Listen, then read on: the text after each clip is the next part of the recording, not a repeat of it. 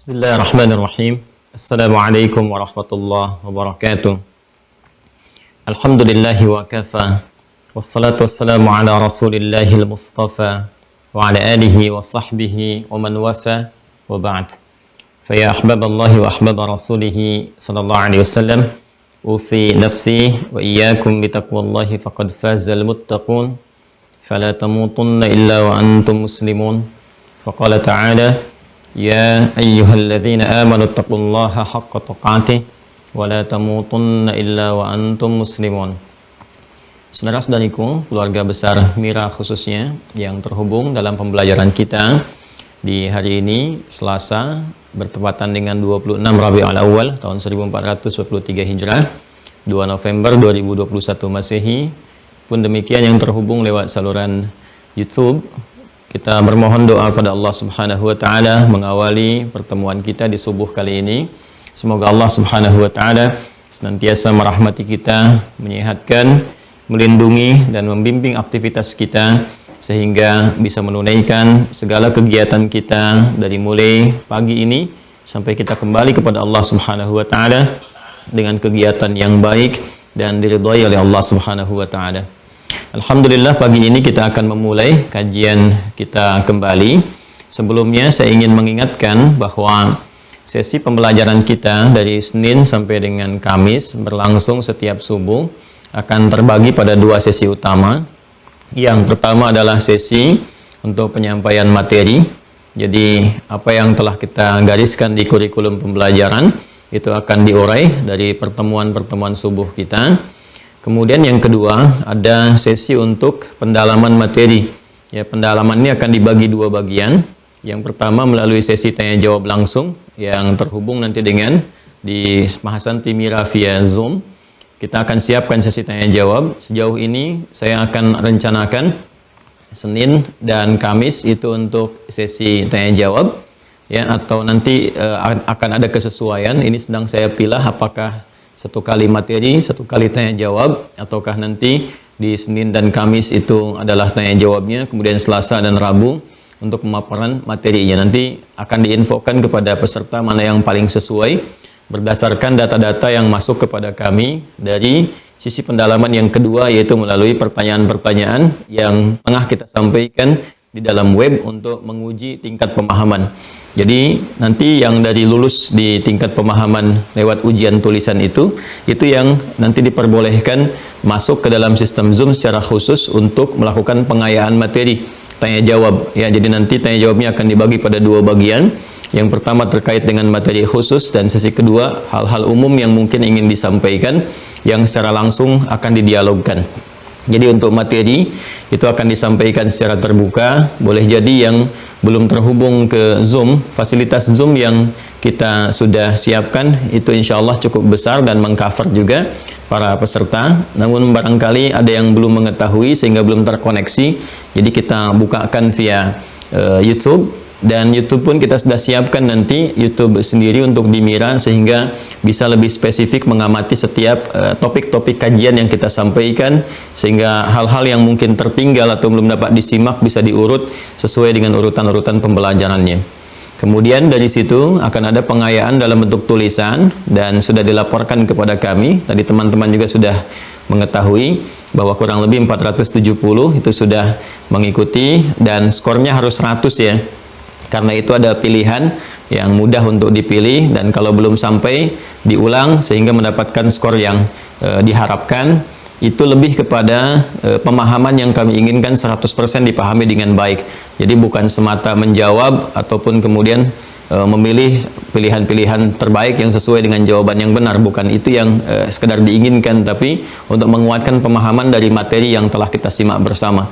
Setelah itu selesai, nanti di sesi berikutnya akan ada sesi diskusi, dialog. Nah, ini akan dikhususkan kepada peserta yang sudah mengisi dan menjawab pertanyaan-pertanyaan dimaksud. Baru nanti akan dibuka sesi khusus tersambung dengan Zoom saja ya untuk pengayaannya. Itu barangkali informasi awal yang kami sampaikan. Selanjutnya kita akan memulai bahasan kita di pertemuan subuh kali ini.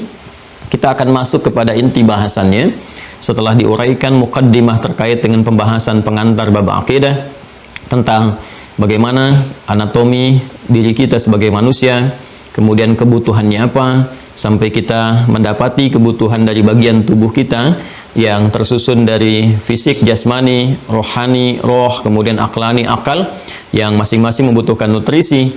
Di antara nutrisi yang dibutuhkan oleh roh atau rohani adalah agama, karena di agama itu ada menu-menu yang langsung disampaikan oleh Sang Pencipta, yaitu Allah Subhanahu wa taala, untuk memenuhi kebutuhan rohiyah kita.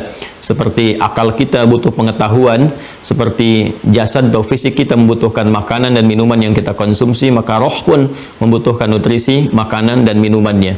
Dan semua itu kemasannya ada dalam din, agama, frame-nya ada dalam din. Dan kita telah juga menyampaikan bagaimana menguji kebenaran satu agama, sehingga kita bisa menetapkan satu pilihan terhadap Islam. Sehingga Allah Subhanahu wa taala pun memberikan penguatan kepada kita lewat firman-Nya di Quran surah ketiga Ali Imran ayat 19 itu. Innad dina indallahil Islam. Sungguh din, agama yang ditetapkan oleh Allah Subhanahu wa taala yang diridhainya adalah Islam.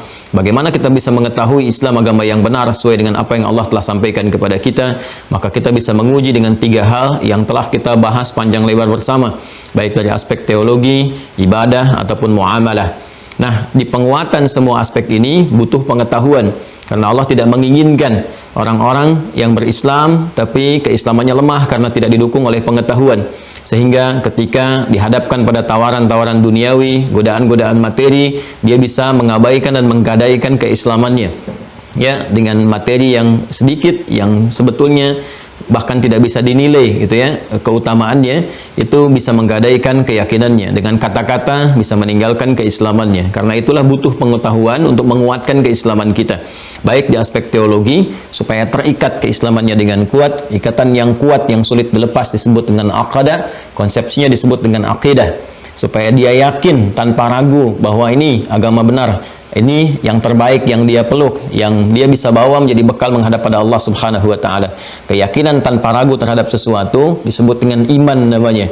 Iman ataupun akidah itu butuh ilmu, ya, untuk mendekatkan diri kita kepada Allah Subhanahu wa taala yang memiliki sifat esa, sifat tunggal satu-satunya yang tidak ada dua ataupun seterusnya, tidak bersekutu, tidak beranak dan diperanakan, yang sempurna sifat ketuhanannya, mengarahkan segala hal untuk yang satu, mengarah pada yang satu disebut dengan tauhid namanya. Karena itulah ketika Allah meminta kita mengenal Allah Subhanahu wa taala, Allah menetapkan mesti ada pengetahuan, mesti ada ilmu. Turunlah Quran surah ke-47 Muhammad SAW ayat ke-19. Fa'lam annahu la ilaha illallah. Maka ketahuilah, untuk mengetahui itu butuh dasar pengetahuan. Maka kalau kita terjemahkan ke dasar katanya melalui pendekatan ilmu saraf dan balaghah, kita temukan kemudian pemahaman tafsir dari ayat ini, fa'lam, maka haruslah kamu punya pengetahuan. Cepatlah engkau ketahui, miliki bekal pengetahuan yang cukup. Annahu la ilaha illallah, untuk menetapkan dan meyakinkan pada dirimu, kan, punya engkau argumentasi yang kuat untuk menetapkan bahwa tiada Tuhan yang layak untuk disembah, dipertuhankan kecuali hanya Allah saja. Karena itulah para ulama kemudian meresum, mengambil intisari dari pengajaran Al-Quran yang disampaikan melalui hadis-hadis Nabi SAW, bab yang terkait dengan penguatan iman, sehingga bisa membuat satu ikatan yang kuat dalam jiwa kita, yang mengikat kemudian keyakinan tanpa ragu itu sampai kita bawa pulang, sampai wafat, sampai menghadap kepada Allah Subhanahu wa taala. Nah, ilmu yang terkait dengan itu semua disebut dengan ilmu tauhid. Bila kita mengambil makna untuk mengarahkan semua aktivitas tujuan demi Allah yang esa, yang ahad, wahhada yuwahhidu tauhidan, mengarahkan segala hal aktivitas kita untuk menuju pada ridha Allah Subhanahu wa taala. Ya, kemudian keyakinannya disebut dengan iman, ya, atau ikatan yang disebut dengan akidah. Maka ada yang menyebut dengan ilmu akidah. Ya, kemudian ini adalah pemahaman terbesar dalam agama, karena apapun yang kita kerjakan tanpa iman, dasar yang pertama, maka tidak punya nilai di hadapan Allah Subhanahu wa taala. Anda ingin bersedekah, membantu orang lain, kan? Atau misalnya ingin berderma, atau bahkan menunaikan salat, atau bahkan berpuasa, tapi tidak ada imannya, ya, nggak ada akidah yang meresap dalam jiwanya, maka tidak ada fungsinya, tidak ada nilainya di hadapan Allah Subhanahu wa taala. Maka iman menjadi pondasi yang paling dasar, ya, harus diketahui, dipahami, yang paling besar, yang paling utama dalam aspek keilmuan kita. Memahami sesuatu sampai dengan mengerti disebut dengan fikih, hal yang terbesar, yang paling agung, yang paling harus kita ketahui lebih awal disebut dengan akbar namanya. Maka Imam Abu Hanifah menyebut ilmu ini juga dengan fikul akbar, Jadi ada fiqhul akbar, pemahaman yang terbesar dari semua fikih yang harus kita pahami, melebihi fikih-fikih terapan dalam kehidupan. Kemudian terkait keyakinannya disebut dengan iman, ikatannya disebut dengan akidah, arahnya disebut dengan tauhid. Jadi kalau Anda menemukan ilmu tauhid, ilmu akidah misalnya, kemudian fiqhul akbar, ya, ilmu iman, yaitu semua mengarah pada pemahaman yang satu, yaitu pemahaman penguatan pada aspek teologis untuk mendekatkan diri kita secara langsung hubungan akidah dengan Allah Subhanahu wa taala. Ini yang harus terikat kuat dan dipesankan oleh Nabi sallallahu alaihi wasallam dalam setiap kesempatan Jumat khususnya, atau dalam ta'lim-ta'lim beliau dengan mengutip Quran surah ketiga Ali Imran di ayat 102 itu. Allah berfirman, "Ya ayyuhalladzina amanu," hai orang-orang yang telah menguatkan iman, telah beriman, ya, telah yakin tanpa ragu dalam jiwanya. "Ittaqullaha haqqa tuqatih," tingkatkan ketakwaanmu kepada Allah dengan cara yang benar, kan? "Wala tamutunna illa wa antum muslimun," dan janganlah engkau wafat kecuali engkau dalam keadaan berislam. Jadi membawa Islam dalam kehidupan kita. Nah, sekarang apa yang dimaksud dengan Islam? Dari Islam itu apa yang kita temukan terkait dengan iman? Dari iman itu nanti kita akan turunkan pokok-pokoknya, sehingga terkorelasilah pembahasan kita di subuh ini dengan tema dasar-dasar atau pokok-pokok keimanan. Ini pengantar yang ingin saya sampaikan sampai tiba pada titik pemahaman yang akan kita bahas bersama. Ya, baiklah teman-teman sekalian, sebelum kita masuk kepada uraian tadi tentang turunan Islam sampai ke pokok iman, saya akan bacakan dulu di pembuka kitab supaya ada bagian kitab yang saya janjikan kita mulai bisa baca. Nanti ada kitab-kitab pokok dasar, ada turunan-turunan yang kemudian kita bisa tunjukkan juga, ya. Ini kita akan mulai dengan kitabnya Syekh Sayyid Sabiq, ya, judulnya Al-Aqaid Al-Islamiyah. Ini judul kitabnya, ya, Al-Aqaid Al-Islamiyah, karya Syekh Sayyid Sabiq. Ya, saya sudah sampaikan juga di awal jumpa. Ini nanti akan diuji juga, ya. Jadi pas di ujian itu, yang ujian tulisan, termasuk di lisan nanti kalau tanya jawab, saya akan juga tanyakan kepada para mahasantri, Anda dapat kitabnya dari mana, halaman keberapa, ya, seperti apa, dan sebagainya. Nanti setelah pembahasan ini, saya akan coba juga scan bagian pembahasan kita dan untuk yang selanjutnya, sehingga nanti saat kita tersambung seperti ini, Anda juga memegang kopinya. Ya, jadi nanti kalau saya bacakan Anda ikut baca juga. Jadi kita belajar banyak hal insya Allah, ya. Belajar pemahaman, belajar baca juga kitab secara langsung sehingga bisa diterapkan nanti dan diajarkan kembali kepada kolega-kolega kita. Baik, sekarang teman-teman sekalian kita masuk di halaman yang ke-7, ya, di kitab Al-Aqaid Al-Islamiyah, langsung ke pokok bahasannya. Jadi kalau muqaddimah saya lewati dan ini beberapa poin-poin pembahasannya, kemudian kita akan masukkan kepada aspek yang pokoknya langsung. Bismillahirrahmanirrahim. Al-Islamu imanun wa amal. Ya, Islam itu perpaduan antara iman dan amal.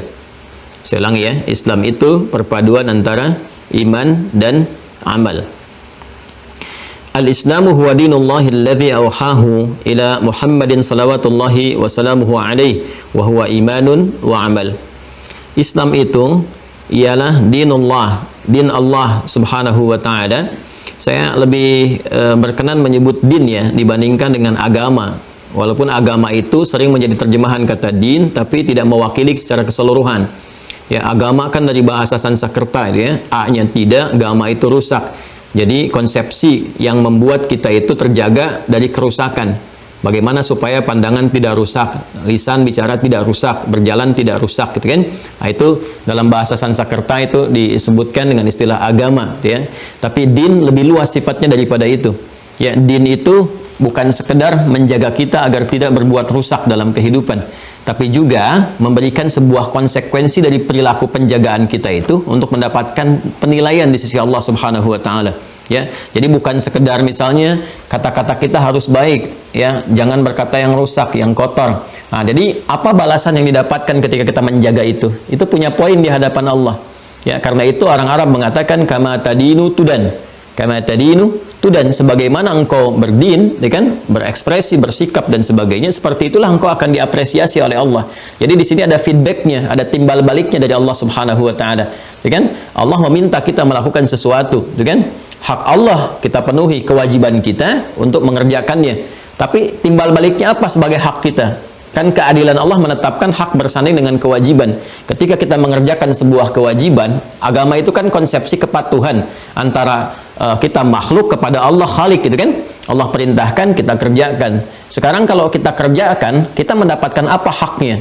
Kan ada haqqullahi 'alal ibad, ada haqqul ibad 'ala Allah. Ada haknya Allah dari hamba untuk kita menyembahnya dengan sempurna, ya, itu kewajiban kita. Nanti ada hak kita dari Allah yang diberikan. Ya, karena itulah kemudian konsepsi dalam agama mengatakan kama tadinu tudan. Sebagaimana engkau mengerjakan perintah itu dengan baik, mengabdi kepada Rabbmu, maka engkau pun akan dibalas. Nah, di agama itu konsepsinya hanya sebatas menjaga. Sedangkan dalam din ada frame timbal balik. Ketika kita bisa menjaga semua itu, melaksanakan perintah Allah, menjauhi larangannya, maka ada kemudian apresiasi yang Allah berikan kepada kita. Itu dalam bentuk pahala, ajrun. Itu nilainya nanti di akhirat, bukan dunia. Dunia itu dapat keberkahannya sebagai bekal hidup. Nah, semua pekerjaan kita yang kita kerjakan demi mematuhi Allah, itu dianggap baik oleh Allah kemudian, ya, menjadi saleh. Karena itu perbuatan disebut dengan amal, sifat baiknya disebut dengan saleh. Nah, ini ketika amal soleh dikerjakan punya nilai, nilainya disebut dengan hasanah namanya. Saya ulang ya, supaya lebih kita pahami ya. Dalam din ya, inna dina 'indallahil Islam. Islam itu din kita. Din itu bukan sekedar menjaga kita untuk berperilaku dengan baik, tapi ya, ada akibat yang kita dapatkan, ada feedback timbal balik dari semua penjagaan yang kita lakukan itu, perbuatan kita mendapatkan penilaian dari Allah.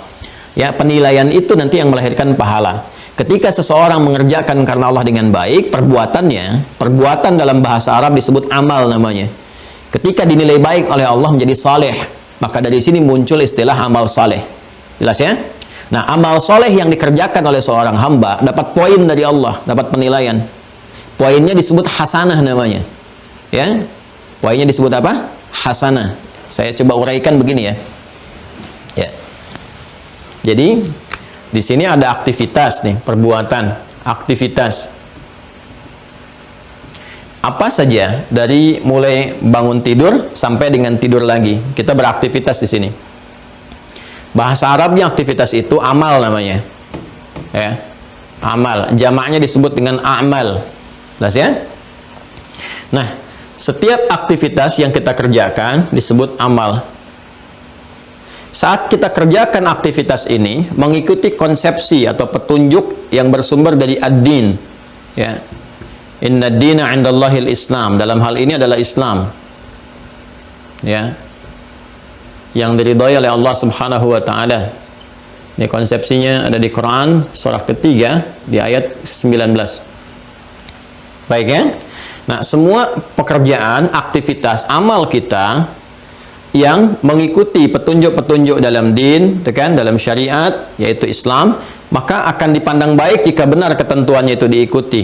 Ya, maka disebutlah kemudian pekerjaan yang diikutkan pada petunjuk ad-din dipandang baik oleh Allah dengan saleh namanya. Saleh. Ya. Saya beri contoh misalnya, kita makannya mengikuti ketentuan ad-din. Bagaimana cara makan yang baik, ya kan? Menyebut apa saat akan makan, bagaimana adab yang kita jaga saat makan. Ya, maka ketika kita ikuti tuntunan ad-din ini, pekerjaan kita bukan sekedar amal, bukan sekedar rutinitas, ya, bukan cuma makan untuk menghilangkan lapar, tidak. Tapi itu akan dianggap baik, saleh oleh siapa? Oleh Allah. Ketika pekerjaan itu dianggap baik, dia punya nilai di sisi Allah. Punya nilainya disebut dengan hasanah namanya, ya, nilai kebaikannya disebut dengan hasanah. Nah, hasanah ini punya poin, ya, poinnya setiap kebaikan itu 10, ada 10, ini paling pokok, paling dasar, ya, paling minimal sedikitnya 10 poin. Ya, dari mana ditemukan konsepsi ini? Ada di Quran surah ke-6 Al-An'am ayat 160.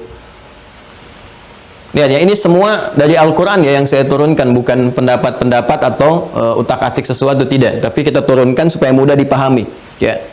Nah, ini dapat poinnya 10, konsepsinya ada di Quran surah ke-6 ayat 160. Ini dasar firman penguatnya. Allah langsung yang sampaikan. Man jaa'a bil hasanati falahu asyru amthaliha. Siapa yang mengerjakan satu perbuatan punya nilai hasanah, artinya soleh perbuatannya, maka ditetapkan mendapatkan 10 poin nih, ya. Falahu asyru amthaliha, dia punya padanan 10 nilainya di sisi Allah, ya. 10 ini jangan dalam hitungan kita 1, 2, 3 terlalu kecil. Karena kita datang ke masjid pun misalnya untuk niat ibadah, baru datang nih, belum mengerjakan apapun.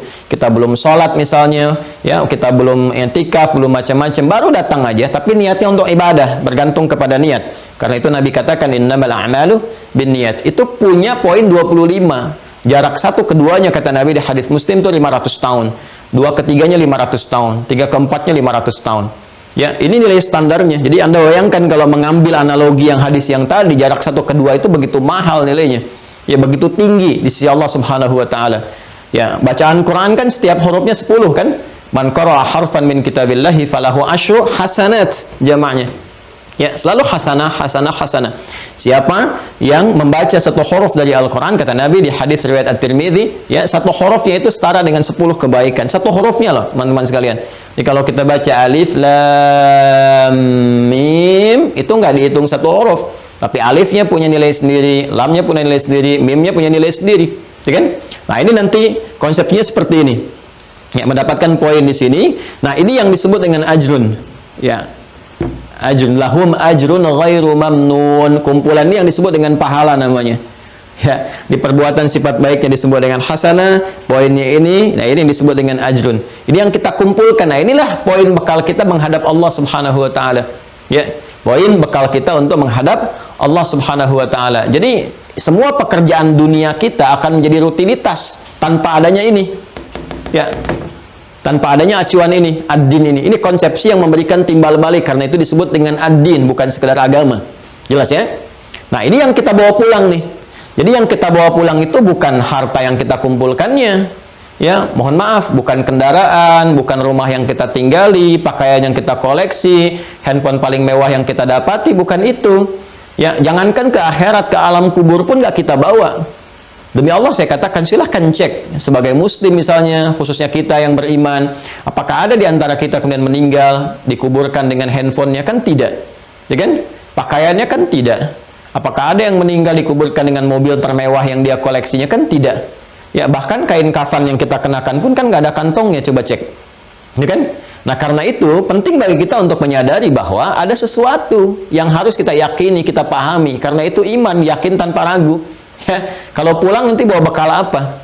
Logika sederhananya begini, kita berpindah pada satu tempat, taruhlah mudik misalnya, nggak usah jauh-jauh lah, ya. Saya tinggal di Bekasi misalnya, saya akan mudik, taruhlah misalnya beda tempat sedikit ke Banten ya, atau ke Jawa, lebih jauh lagi misalnya ada yang ke Sumatera sampai ke Papua.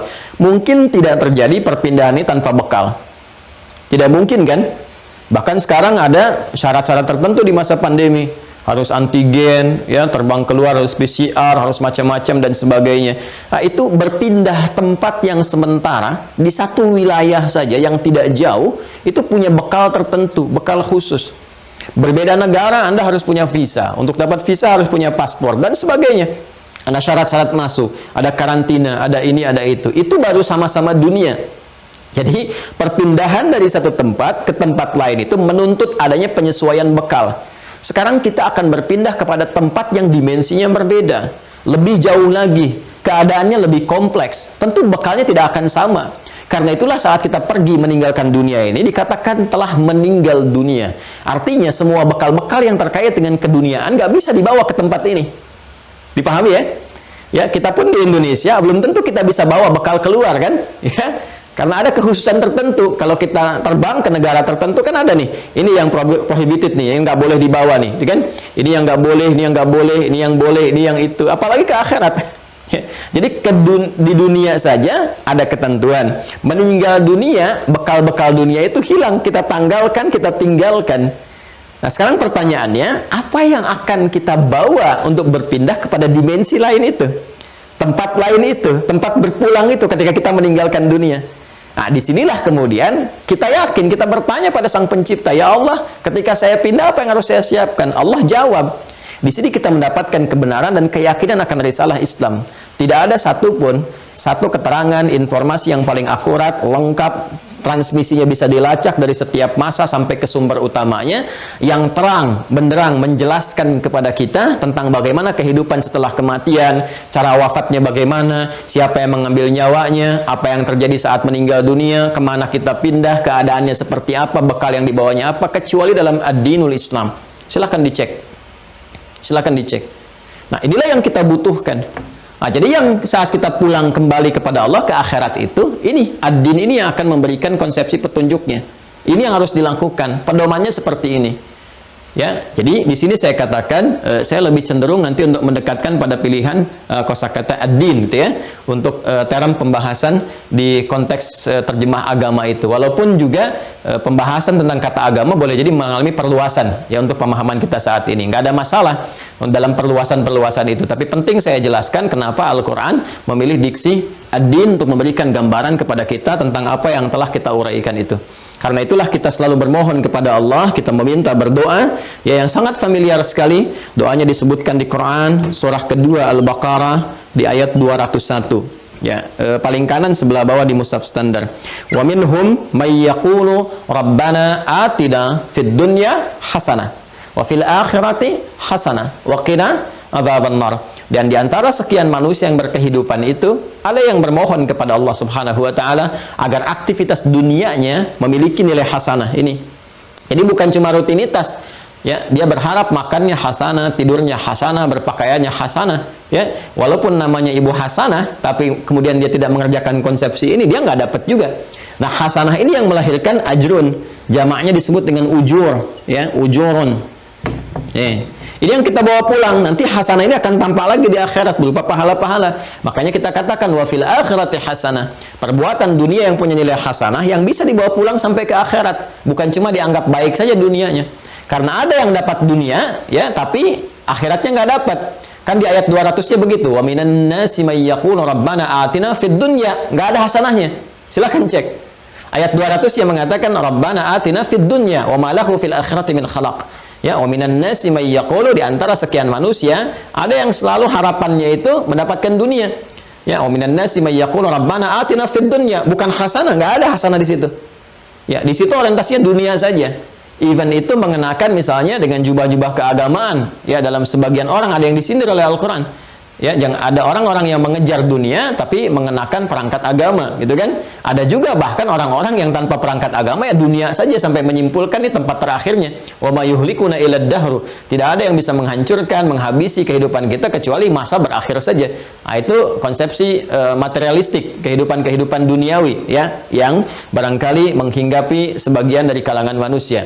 Bagi orang beriman tidak. Wa minhum may yaqulu rabbana atina fid dunya hasanah wa fil akhirati hasanah wa qina adzabannar. Ketika ini terkumpul banyak, terkoleksi luar biasa, maka kesolehannya akan terkumpul, menepi dan mengikis kesalahannya.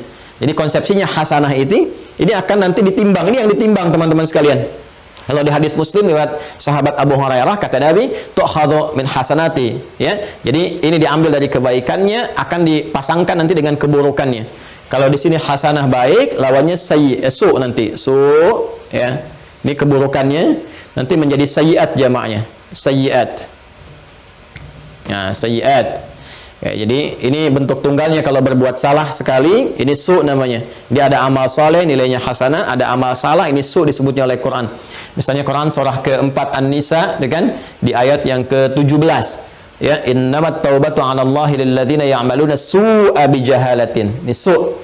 Ya, kemudian Quran surah ke-12 Yusuf ayat 53. Ya, wa ma ubarri'u nafsi innan nafsa la'amaratun bis-su' illa ma rahima rabbi. Jadi kalau su-nya jadi banyak jadi sayyiat namanya. Ya, di ayat 18-nya walaisatit taubatu lil ladzina ya'maluna sayyiat. Nah, ini nanti akan ditimbang.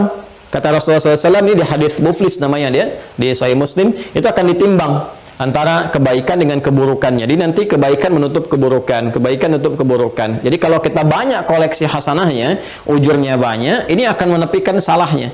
Ketika salahnya itu mulai dikikis, hilang, tersisa kebaikannya, maka dia akan berpotensi mendapatkan rahmat Allah, terhindar dari ancaman hukuman neraka. Wa qina adzabannar. Maka itu kita mohon dari sejak di dunia, ya Allah, mohon berikan ridha kepada amalan kami sehingga terkumpul hasanah dengan baik, bisa menutup sayyiat dan terhindar dari ancaman neraka. Ya. Nah, ini konsepsinya. Semua ini ditemukan di dalam apa? Islam. Untuk mendapatkan ini, karena din nyambungnya ke Islam, inna dina 'indallahil Islam, ini ayatnya. Nah, sehingga untuk mendapatkan ini semua dan kita punya keyakinan yang kuat disebut tadi dengan iman, kan? Kita harus mengacu pada panduan pokok yang disampaikan dalam din kita. Apa itu? Islam. Karena itulah Islam mengatur tata kelola kehidupan kita, bahkan dari bangun tidur sampai tidur lagi. Ya, saya sering katakan dan tanyakan kepada Anda semua, silahkan Anda bandingkan dan ditemukan di mana ada din di muka bumi ini, di dunia ini, yang kita dapatkan pengaturan, pedoman kehidupannya yang dibawa dari din itu, dari mulai bangun tidur sampai tidur lagi. Ya, di Islam kita temukan, silahkan cek, bangun tidur, kita sudah punya arahan. Begini caranya, lewat doa itu kan, seperti saya telah sampaikan. Doa itu bukan hanya kalimat yang menjadikan perbuatan jadi ibadah, bukan hanya itu. Tapi isi doa itu bimbingan kita bagaimana mengerjakan perbuatan yang sedang kita lakukan itu. Ya, bangun tidur kita punya doanya. Bahkan akan tidur pun doanya beda dengan bangun tidur. Makan kita punya doanya sendiri. Ya, berpakaian punya doanya sendiri. Masuk toilet ada doanya, keluar toilet ada doanya. Masuk masjid, bekerja, keluar masjid dan sebagainya, semua ada doanya. Ya, bahkan urusan mau meninggal pun ada bimbingan doanya, ya kan? Masya Allah gitu. Jadi semuanya tersusun dengan sangat sempurna ini. Nah, konsepsi berislam ini, teman-teman sekalian, ini setidaknya harus terpenuhi dua hal yang paling pokok. Jadi pedoman dalam Islam itu ada dua yang paling utama, ya, yang membimbing kita mendapatkan apa yang telah kita uraikan tadi. Nah, di Syekh Said Sabiq menyebutkan dalam kitab Al-Aqaid Al-Islamiyah, ya, itu dua pokok ini disebut dengan imanun, okay, wa amal. Ya, iman dan amal. Jadi kalau kita menyebutkan Islam, orangnya disebut dengan Muslim. Pernah saya ajarkan dulu kan? Kalau ada formulasi I-A, pasti orangnya MUI. Ya, ingat ya, kalau ada I-A, ya, A-nya panjang di ujungnya. I-A, orangnya itu MUI, rumusnya MUI. Ya, nanti ada dalam waktu dekat insya Allah ada buku saya, pembelajaran bahasa Arab cepat. Ya, nanti insya Allah akan disampaikan kepada teman-teman pembelajaran bahasa Arab cepat. Nanti kita tunjukkan, ya. IA seperti contoh Islam, kan? Iman, ihsan. Nah, orangnya pasti MUI. Ya, Islam, Muslim, iman, mukmin, ihsan, muhsin, ikhlas, mukhlis. Jelas, gampang ya? Baik ya, gampang ya. Nah, ini teman-teman sekalian, kembalikan ke sini. Nah, dalam konsepsi kita berislam dan kita disebut Muslim, itu nggak akan lepas dari ini. Jadi kalau kita mau berislam, benar Islamnya, maka perpaduan iman dan amal itu harus tersemai dan tertanam kuat dalam diri kita. Nggak mungkin orang Islam itu nggak ada iman, itu mustahil. Ya, nggak mungkin orang beriman itu nggak ada amalnya. Ya, itu pun mustahil gitu. Jadi keduanya itu pasti saling bersatu.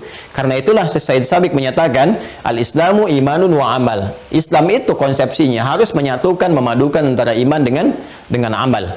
Ya, al-Islamu dinullahi alladzi auhahu ila Muhammadin salawatullahi wasallamu alaihi. Ya, Islam itu adalah din. Ini dia, din. Terjemah kita sebut dengan agama, gitu kan? Din yang Allah wahyukan risalahnya kepada Nabi Muhammad sallallahu alaihi wasallam. Ya, jadi diberikan definisi terlebih dahulu. Kalau kita ingin mengatakan tadi kan konsepsi yang benar kata Allah, din yang benar itu Islam. Bagaimana kita bisa menemukan Islam?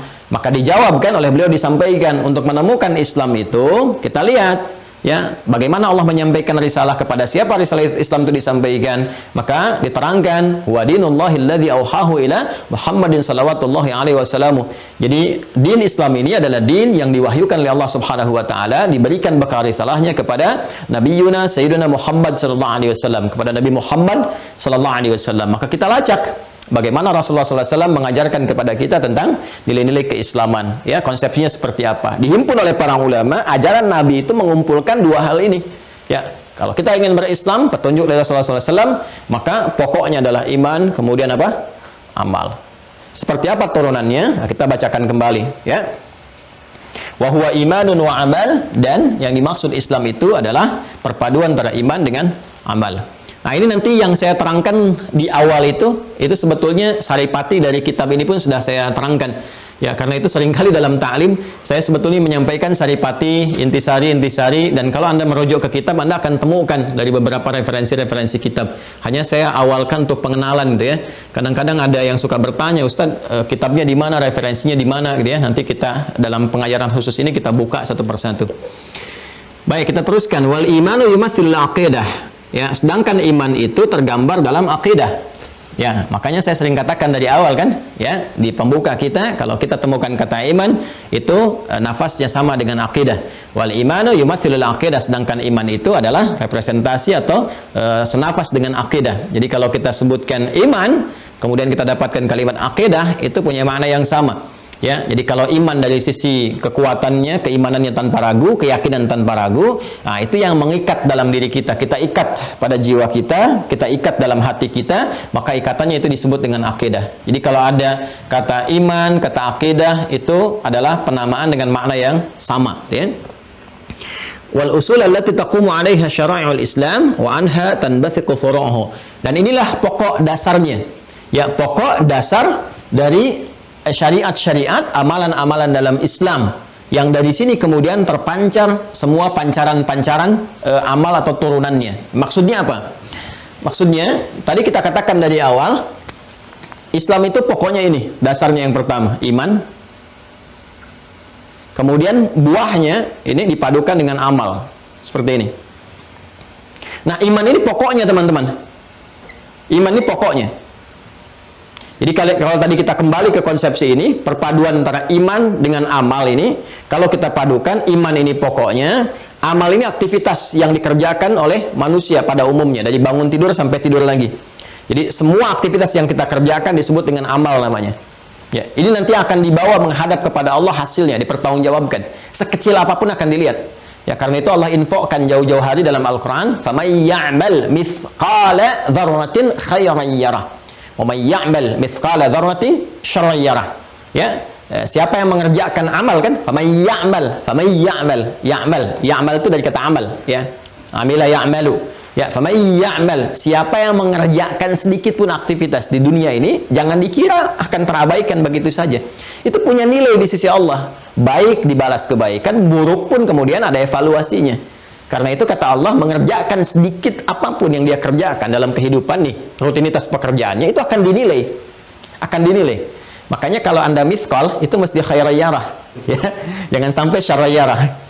Kalau miskal harus apa? Khairayarah. Jangan apa? Syarayarah. Sama ya'mal mithqala dzarratin khairayarah, ya. Wa may ya'mal mithqala dzarratin syarayarah. Jadi mengerjakan apapun itu pasti akan dinilai. Nah, kalau kita ingin mendapatkan penilaian terbaik ini, amal kita ini, aktivitas kita, makan kita, dari bangun tidur, berpakaian, sampai bekerja, dan sebagainya, hidup sosial, berumah tangga, dan seterusnya, maka mesti ada pokok ini, generatornya iman nih. Harus digerakkan oleh iman. Sebagai muslim ya, itu harus otomatis, ini pokoknya nih, ini usulnya. Ya. Makanya dikatakan di kitab ini, wal usul allati taqumu 'alaiha syara'i'ul Islam. Ini pokoknya, pokok yang menjadikan semua konsepsi pekerjaan, amal itu sama dengan syariat, ya. Nanti kita turunkan pas baca paragraf kedua, ya. Jadi semua amalan-amalan dalam Islam itu support utamanya dari iman dari sini. Jadi kalau kita mengaku muslim, agama kita Islam, maka semua gerakan kita, aktivitas kita, itu ada generator yang menggerakkan, harus imannya yang menggerakkan dia. Ya, semua, bahkan perilaku kita, perilaku tubuh kita. Karena itu di dalam Al-Quran seringkali kita dapati anggota tubuh kita ini sebelum beraktivitas, berperilaku, itu disebutkan dulu ini generatornya, pokok imannya. Ya, kita lihat misalnya tentang mata kita yang akan menatap, itu imannya dulu disebutkan. Wa qul lil mu'minina yaghuddu min absarihim. Quran surah An-Nur surah 24 ayat 30. Demikian untuk perempuan ayat 31-nya. Wa qul lil mu'minati yaghuddna min absarihinna.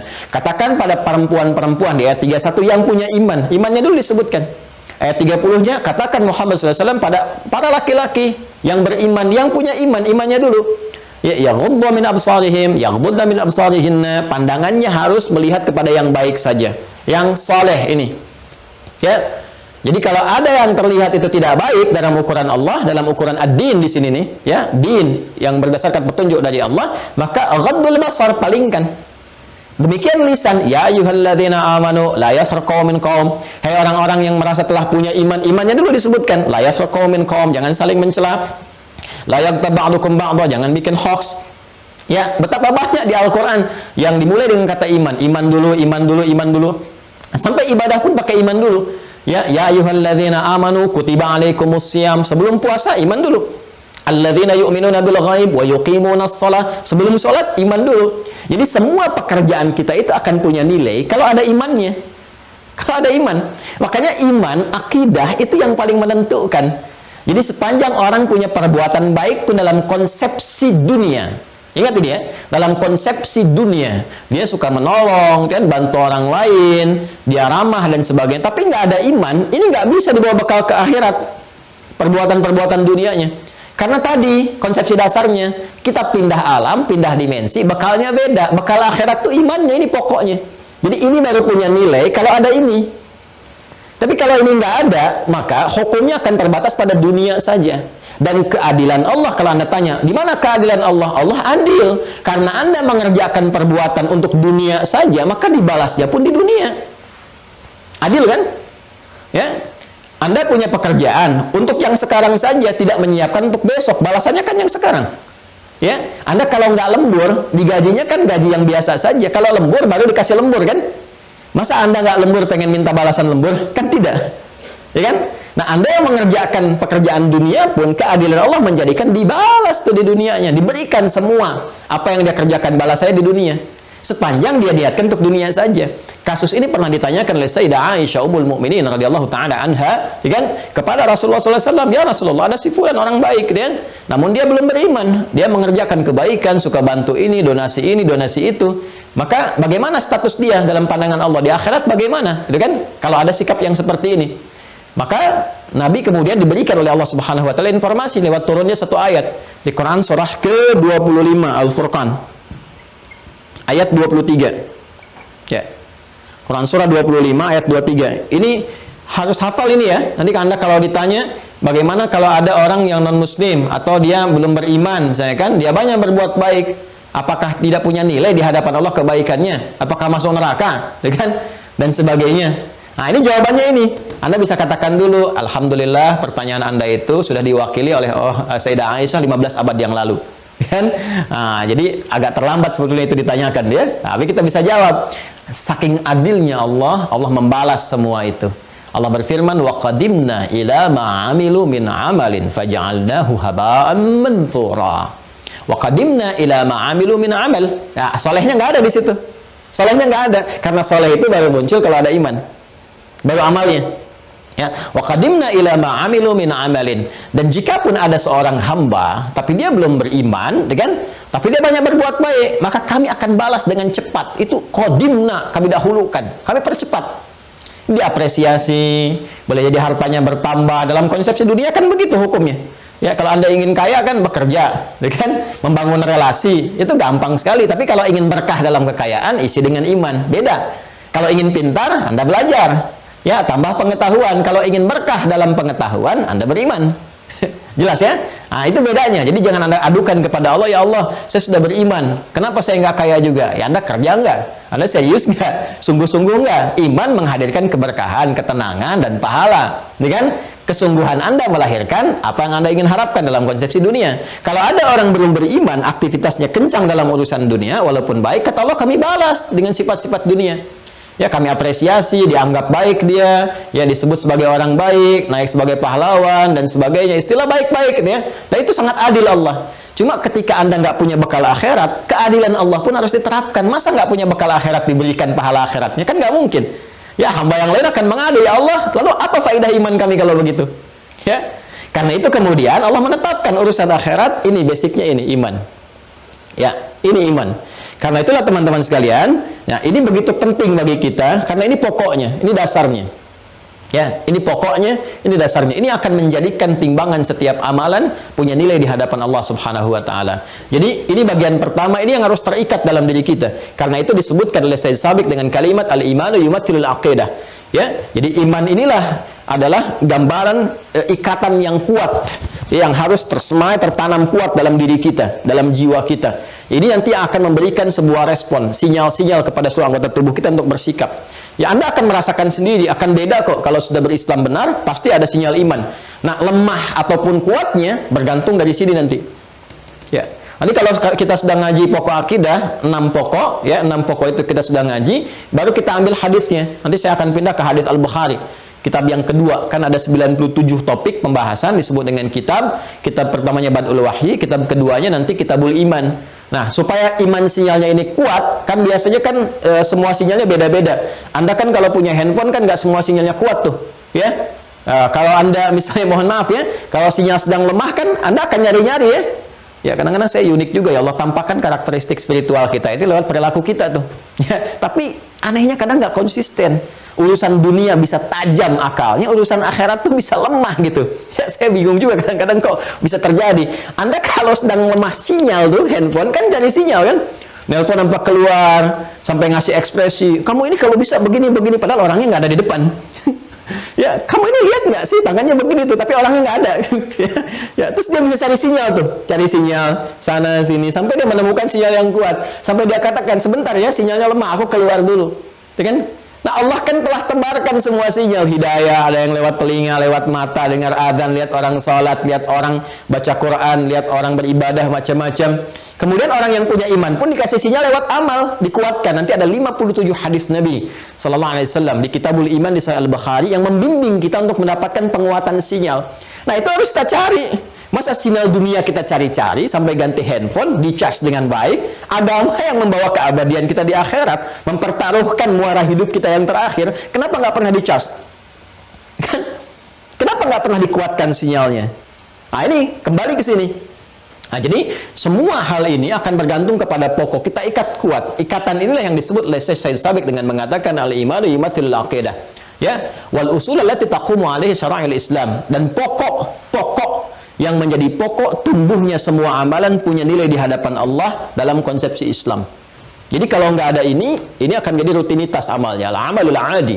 Ya, amal rutinitas, perbuatan rutin saja yang tidak punya nilai di hadapan Allah. Belum tentu salah. Ya, kalau kita makan dari yang halal itu kan mohon maaf halal nih, dapat saya uang dapat 5.000, saya belikan makanan, ya kan? Tapi saya nggak ikuti petunjuk makannya berdasarkan cara Islam. Bagaimana cara makan yang baik, ya? Khudh biyaminika ma yalika, ambil dengan tangan kananmu yang paling dekat denganmu, sambillah, sebut nama Allah sebelum makan, ya kan? Kita bacakan bismillahirrahmanirrahim atau bismillah, atau kita bacakan Allahumma barik lana fima razaqtana wa qina adzabannar dan sebagainya. Ya, kita ucapkan itu, kita lakukan, dapat nilai hasanah 10 poin. Nggak kita lakukan, walaupun makanan itu baik, halal, nggak punya nilai, rutin saja. Al-amal rutin, al-amalul adi, pekerjaan rutin. Kalau diambil dari yang haram, amal salah jatuhnya, dosa. Ya, jadi kalau kita nggak kerjakan petunjuk Islam, walaupun hasil yang kita dapatkan baik, nah itu nggak punya nilai pahala, juga nggak jatuh dalam dosa. Jadi standar saja, nggak punya nilainya biasa. Jelas ya? Jadi yang dimaksudkan, ini pokok yang darinya ya akan terpancar segala amalan-amalan dan punya nilai dalam Islam yang disebut dengan hasanah tadi. Jelas ya? Wa anha tanbathiqu furu'uhu, dan darinya kemudian ada muncul cabang-cabangnya. Nanti cabang-cabang iman ini nanti memunculkan satu ranting-ranting cabang-cabang yang berupa amalan tadi. Makanya kita katakan al-Islamu imanun wa amal. Jadi dalam Islam itu konsepsi dasarnya pokoknya adalah iman, dari iman melahirkan amal. Jadi nggak mungkin orang iman nggak beramal. Ya, sebaliknya orang beramal menjadi saleh tanpa iman pun tidak mungkin. Karena itu di Quran dua-duanya dipadukan. Iman menjadikan amal menjadi saleh. Jamaahnya disebut salehat.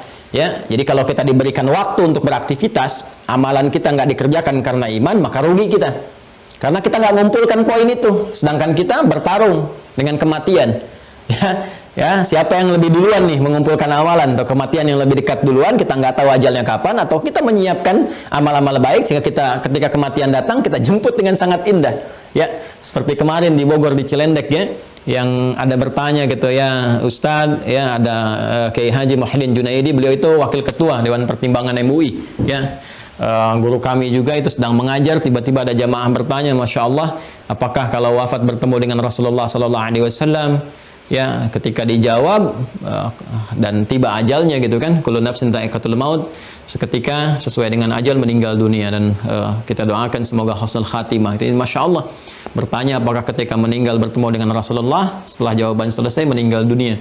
Nah, itu kan sangat luar biasa, menjemput kematian dengan sangat indah, di ta'lim, di masjid, dalam suasana bertanya apakah berjumpa dengan Rasul. Kan tidak semua mendapati kematian yang indah seperti ini.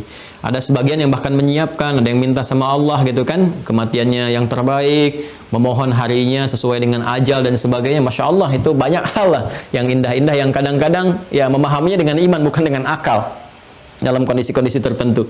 Nah, itu sangat kaya kita dengan hazanah semua itu.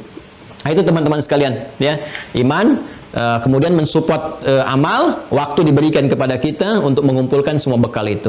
Nah, waktu yang Allah berikan kepada kita untuk dimanfaatkan beraktivitas, itu disebut asr namanya. Asr. Jadi bahasa Arab tuh kaya sekali kosakatanya, dan diksinya beda-beda. Dilalahnya itu tidak sama. Ada waktun, ada zamanun, gitu kan? Ada lagi asrun. Ya, kalau asrun itu menunjuk kepada waktu yang diisi dengan aktivitas, jadi momentum. Ya, jadi setiap saat yang kita lalui dengan aktivitas itu asrun namanya. Sekarang pun asrun. Secara waktu mungkin subuh, ya fajar tadi subuh, kemudian sobah, ya. Itu perjalanan waktunya, pergantiannya. Tapi ketika menjadi momentum untuk diisi beraktivitas, semua detiknya disebut dengan asrun. Ya, maka Allah turunkan kepada kita konsepsi mengisi asrun itu dengan baik dengan turunnya surah Al-Asr, surah 103. Wal asr. Demi waktu yang aku berikan kepada manusia untuk beraktivitas. Ya, nama manusia yang melakukan aktivitas itu disebut insan namanya.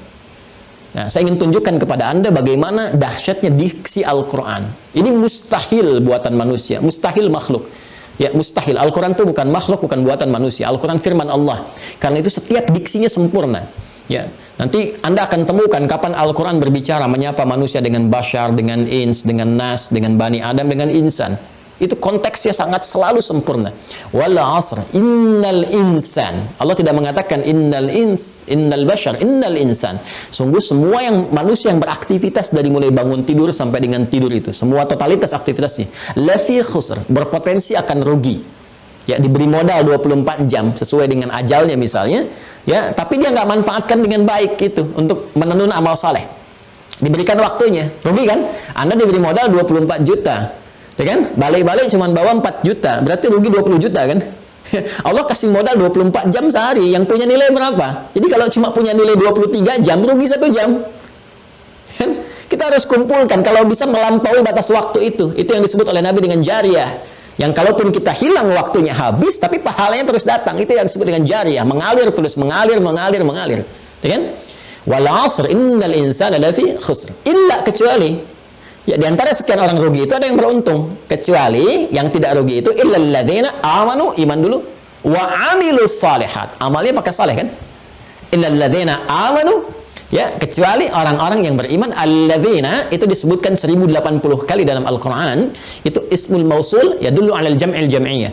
Ya, itu kata sambung konjungsi menunjuk pada objek, kadang-kadang subjek gitu kan, tapi bentuknya jamak tanpa batas, holistik. Sifatnya komprehensif. Jadi semua Allah beri peluang, ya, dari kecil sampai dengan besar, laki-laki ataupun perempuan, tua, muda, dan semua status sosialnya disamakan oleh Allah dalam pemanfaatan waktu ini. Apakah punya nilai atau tidak di hadapan Allah? Kata Allah, semua hambaku, kalian punya peluang untuk memiliki nilai di hadapanku. Syaratnya bagaimana? Amanu, iman dulu. Itu pokoknya, ya kan? Sematkan dalam jiwamu, ikat dengan kuat akidah itu. Lalu iman itu akan memberikan sinyal pada dirimu, amilus shalihat, untuk beramal, beraktivitas salihat yang baik. Ya, silakan kalau nggak percaya, keimanan itu kalau benar kita kerjakan, dijaga imannya benar, pasti yang keluar itu yang baik-baik. Nggak mungkin orang beriman dari pulsa katanya saja, dia punya pulsa kosakata tuh. Itu ketika mengalir ke lisannya untuk disupport keluar berbicara, kalau dia benar-benar beriman, nggak mungkin keluar kata-kata yang kotor, mustahil. Ya, semakin kuat kan naik status keimanan, ya. Dalam tata sosial kemasyarakatan pun namanya kan bisa beda-beda, ya. Ada yang disebut ustadz, kiai, macam-macam dan sebagainya, ya, hamba yang saleh dan seterusnya. Itu kalau sudah naik status keimanan, teman-teman, semakin menguat, itu terlihat dalam perilaku. Nggak mungkin, saya nggak pernah temukan orang yang baik dari iman itu kata-katanya kotor, nggak ada. Bahkan untuk menemukan kosakata yang kotor pun nggak ketemu gitu. Ya. Silahkan cek kata-katanya itu dipilah, begitu akan keluar yang kotor tuh nggak bisa diucapkan. Itu petunjuk iman, ya nanti panggilannya lewat sinyal-sinyal amal itu nanti yang disebut dengan syariat, nanti kita akan baca. Ya, coba deh waktu adzan, Allahu Akbar, ya, waktu sholat kan, telah tiba ya lewat adzan itu, kan sinyal iman kita menguat kan? Mengatakan cepat, cepat, sudah siap-siap, waktunya sholat, nanti zuhur, adzan, katakan siap-siap. Itu sebelum menyebutkan waktu, Allah sebutkan imannya dulu. Coba buka Quran surah keempat, itu An-Nisa ayat 103. Di ujungnya, saya baca dari awalnya. Fa idza qadaytumus salata fadhkurullaha qiyaman wa qu'udan wa 'ala junubikum fa idza tma'nantum fa aqimus shalah innas salata kanat 'alal mu'minina kitaban mawquta. Sungguh salat itu bagi orang-orang beriman itu tahu waktunya. Ya, jadi orang beriman tuh tahu waktu salat tuh. Awas tuh, itu sindiran yang sangat tajam tuh dari Allah tuh. Ayo saya tanya, zuhur nanti jam berapa? Asar nanti jam berapa? Ayo. Maghrib jam berapa? Itu kata Allah, orang beriman tuh tahu waktunya. Ya, dan sinyal iman semakin kuat, dia akan membisikkan, nanti siap-siap asar ya. Bahkan ada yang baru selesai subuh udah ingat tahajud. Tadi malam saya tahajud jam sekian, besok saya tahajud nanti malam jam sekian saya rencanakan. Itu saking kuat imannya, sebelum tiba panggilan itu yang menyentuh iman sudah siap-siap. Ya, nanti kalau imannya jadi standar itu waktu dipanggil aja, Allahu Akbar, Allahu Akbar, wajilat qulubuhum. Itu Quran surah ke-8 ayat kedua, Al-Anfal ayat kedua. Innamal mu'minuna alladzina idza dzukirallahu wajilat qulubuhum. Sungguh insan beriman yang sejati itu, yang masih punya iman, jika disebutkan nama Allah ada getaran dalam jiwanya. Itu disebutkan. Makanya tiap hari 5 kali dalam sehari, dalam setiap pergantian antar waktu. PAW, pergantian antar waktu gitu ya. Dalam sehari kan 5 kali. Pagi ke siang, siang ke sore, sore menjelang pertengahan ganti ke malam, kemudian tiba malam. Ya, kita kenal dengan subuh, zuhur, asar, maghrib, isya. Itu kan disebutkan nama Allah. Karena khawatir paginya beriman, sorenya kufur. Ya, kan ada yang sorenya kufur, paginya beriman. Ya, makanya dipanggil tuh. Kata Allah, kalau benar masih ada iman, itu akan ada sinyal dalam dirinya. Allahu Akbar, Allahu Akbar. Ya Allah, sudah adzan. Ya. Nanti penguatannya bergantung kepada aspek amalannya. Paham ya? Dari situ ya. Nah, kita belum sampai nih, kita masih di pembuka. Wal amalu yumathilu syariah. Ya, sedangkan amalan itu refleksi dari syariat. Ya, jadi nah ini teman-teman sekalian. Ini Masya Allah, ini termasuk juga yang ramai-ramai pada dibahas sekarang ini ya. Nah, orang Islam harus tahu nih. Kalau nggak tahu, nah itu ada kelemahan dalam keislamannya, harus diperkuat. Kalau menentang, dipertanyakan keislamannya. Ya, ini sudah konsepsi dasar ya. Sudah konsepsi dasarnya begitu. Secara ilmiah kan demikian. Ya. Di kebangsaan kan juga begitu. Warga negara Indonesia tahu dasar negaranya, dasarnya adalah Pancasila, gitu kan? Jelas kan? Nah, kemudian kalau dia tidak tahu, berarti pengetahuan tentang kenegaraannya lemah, perlu ditambah lagi, kan? Tapi kalau dia misalnya tidak tidak mengakui ya dasar negara adalah Pancasila, maka dipertanyakan kenegaraannya, kan? Baik. Nah, sama dalam konsepsi berpikir kan secara logika demikian. Ya, orang Islam, nih al-Islam. Orangnya disebut Muslim. Nah, harus punya pokok keislamannya, karena Islam itu tadi pokoknya 2, dia disinergikan menjadi 1. Yang pertama adalah iman, ini. Ya. Sudah saya jelaskan. Ini refleksi dari akidah. Sudah saya sampaikan juga, kalau disebutkan akidah maksudnya apa, disebutkan iman maksudnya apa. Ya, iman keyakinan tanpa ragu ketika terikat kuat dalam jiwa kita, ikatannya disebut dengan akidah. Untuk menguatkan ini, maka ada bagian yang kedua, disebut dengan amal. Nah, ini semua saling melengkapi, karena itu konsepsi yang dibangunnya adalah al-imanu wal amal, imanun wa amalun, al-islamu imanun wa amal, kata Syekh Said Sabiq. Islam itu harus terpadu antara iman dengan amal. Kalau iman refleksinya ada pada akidah, gitu kan? Kalau amal ada pada syariat. Jadi nama lain amal itu namanya syariat. Nah, jelas ya? Jadi kalau Anda mendapatkan akidah sama dengan iman. Ya, akidah Anda apa? Islam, ya kan? Maksudnya apa? Saya yakin tanpa ragu dengan Islam. Jadi nggak boleh ragu. Kalau ragu dipertanyakan keislamannya. Jelas ya? Makanya petunjuk pertama dalam Al-Quran ketika berinteraksi dengan pedoman keislaman di Al-Quran, nggak boleh ragu. Dzalikal kitabu la raiba fi. Baru jadi petunjuk, hudal lil muttaqin. Siapa muttaqin itu? Iman dulu, ayat 3-nya alladzina yu'minuna bil ghaib. Iman dulu. Ini selalu nyambung. Ya, selalu nyambung, ya. Nah, ini teman-teman sekalian, kemudian perpaduannya dengan amal itu nama lainnya apa? Syariat. Refleksinya ada pada syariat. Ya, syariat itu dari kata syara'a. Ya, syara'a lakum minad din. Ini syariat. Ini akar utamanya dari kata syara'a. Jalan yang luas terbentang. Ya, jalan yang lebar, luas terbentang. Jalannya, ya jalannya. Jadi kalau kita ke Arab ada namanya syariah. Ya, Syari Ahmad Soekarno, misalkan Jalan Ahmad Soekarno. Ya, misalnya di lebar, luas, itu kan boulevard dan seterusnya. Yaitu syara'a. Satu konsepsi petunjuk yang memberikan jalan kepada kita untuk mengabdi, beribadah kepada Allah dan membuktikan keimanan kita lewat amalan itu namanya syariat. Jelas ya? Ini pokok keimanannya. Saya yakin denganmu ya Allah. Ya, saya menetapkan kau sebagai Tuhan. Allah tanya, buktinya apa? Ya kan? Buktinya apa? Lalu kita balik nanya, loh, ya Allah bagaimana cara membuktikannya? Ah, seperti ini jalannya kata Allah. Kalau kamu memang beriman kepadaku, buktikan. Begini jalannya. Nah, jalannya itu disebut syariat namanya. Ya, syariat. Syariat itu nampak lewat apa? Lewat amal. Ini. Jelas ya? Maka Islam itu pasti menggabungkan antara iman dengan amal, akidah dan syariat, iman dan syariat, akidah dan amal. Nggak mungkin orang Islam nggak bersyariat, mustahil. Ya, jadi kalau ada orang menolak syariat Islam, dipertanyakan keislamannya, karena semua konsepsi amal dalam Islam disebut syariat. Disebut syariat. Jadi semua pembuktian keimanan kita itu kepada Allah disebutnya syariat pembuktiannya. Ya, syara'a lakum minad din, Allah memberikan syariat dalam setiap konsepsi agama di setiap masa. Ini cara pembuktiannya, jalannya seperti ini. Nah, karena itu nanti ketika kita gabungkan ini teman-teman sekalian, iman dengan amal, konsepsi keyakinan dengan syariat, maka akan nampaklah dalam pokok keislaman kita. Apa pokok keislaman kita itu? Ketika kita ikrarkan, ya, saya mengatakan ya Allah, saya komitmen, saya bersaksi ya Allah, saya ini muslim, saya menuhankan Engkau ya Allah, saya beriman kepadamu, dan saya komitmen akan menjalankan jalan-jalan syariat, jalan-jalan mengabdi kepadamu. Ya, tunjukkan kepada saya ya Allah bagaimana saya melakukannya. Maka Allah infokan, Allah sampaikan kepada kita, ya, terangkan misalnya dalam Al-Quran, Quran surah ke 20 Thaha, ayat ke-14, ya. Ini bahkan disampaikan kepada nabi-nabi sebelumnya konsepsi dasar ini, ya. Ini kisah kepada Nabi Musa alaihissalam. Nanti Isa alaihissalam juga demikian, ya, Ibrahim demikian, Nuh alaihissalam juga demikian, Ismail demikian. Semua nabi-nabi itu konsepsi dasarnya sama semua, membawa risalah yang sama di akidah, walaupun secara syariat nanti jalan-jalannya sesuai dengan masanya. Ya, nanti kan cara sholat kita akan berbeda dengan sholat-sholat sebelum kita, ya, dan sebagainya, sesuai dengan kebutuhan masa-masanya.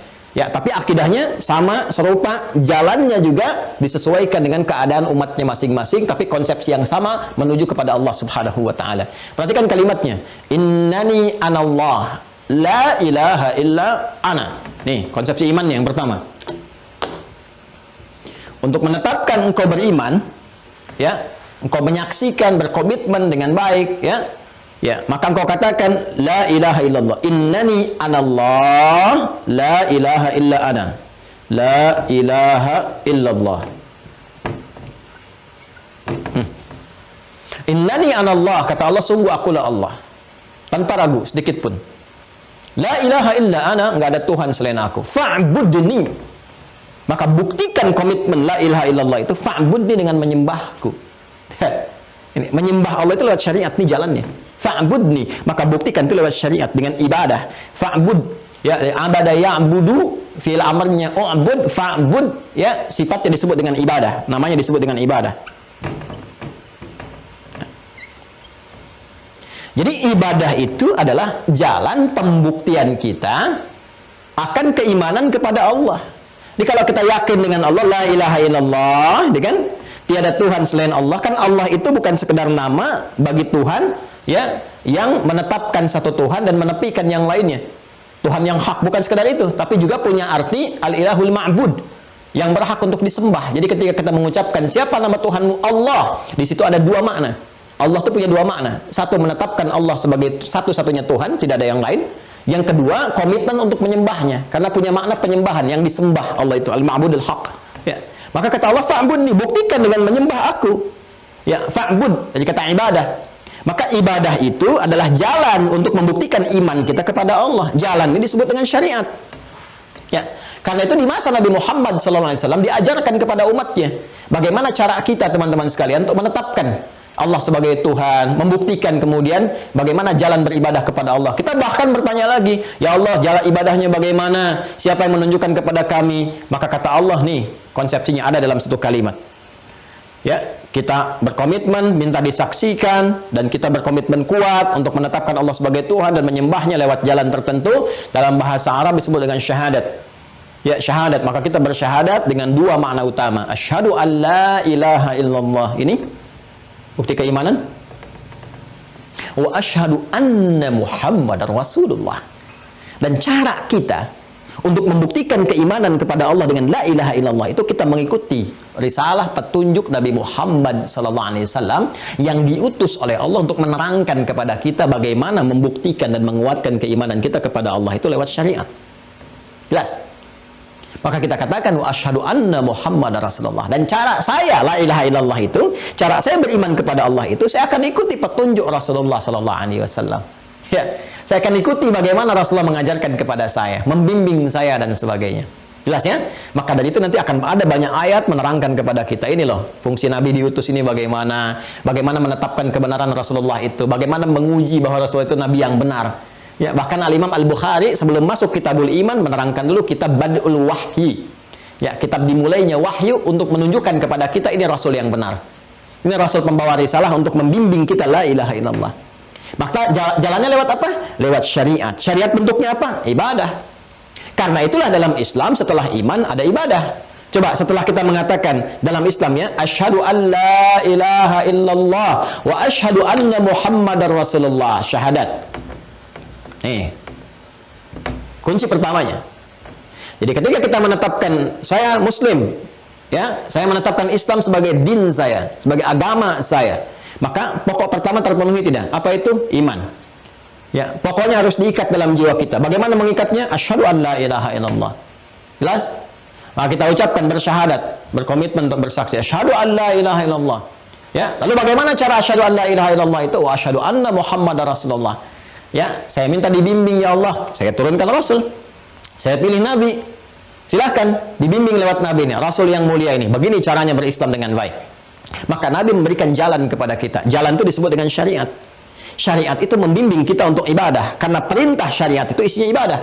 Ya, innani anallahu, kembali ke Quran surah 20 ayat 14. Innani anallahu la ilaha illa ana fa'budni. Ya, sembah aku. Ya, kita minta contoh bagaimana caranya ya Allah, gitu kan? Maka sejak zaman dulu Allah katakan cara menyembahku ini yang pokok. Wa aqimis salata lidzikri, salat. Karena itu dalam syariat Nabi membimbing kita untuk salat. Ya. Ada yang terkait harta supaya jadi ibadah, supaya punya nilai, jadi amal soleh. Ada zakat, konsepsinya. Ya kan? Ada siam, puasa. Yang pokok-pokok. Ada haji dan umrah. Ya. Tuh lihat. Yang ini tujuannya untuk menghubungkan kita dengan Allah sehingga terkoneksi dalam setiap aktivitas. Yang ini mengolah harta supaya jadi nilai ibadah sebagai jalan pengabdian kepada Allah. Yang ini adalah momentum untuk evaluasi bagaimana kita mengelola diri kita dengan baik, ya, meningkatkan sholatnya, mengelola zakatnya, menurunkannya menjadi amalan sunnah seperti infak, sedekahnya. Makanya dalam puasa itu meningkat, sholatnya dari yang fardu jadi sunnah, tuh kan? Bahkan yang semula tidak terjadi. Ya, para ibu bahkan sudah naruh sajadah ya sebelum maghrib untuk tarawih tuh, padahal tarawih itu sunnah cuma di Ramadan kan. Ningkat tuh, zakat ningkat. Dulu ada orang minta di depan mata belum tentu dikasih, sekarang yang nggak kelihatan pun dicari-cari, berapa yatim di sini, di mana fakirnya dan sebagainya. Ini penggabungannya.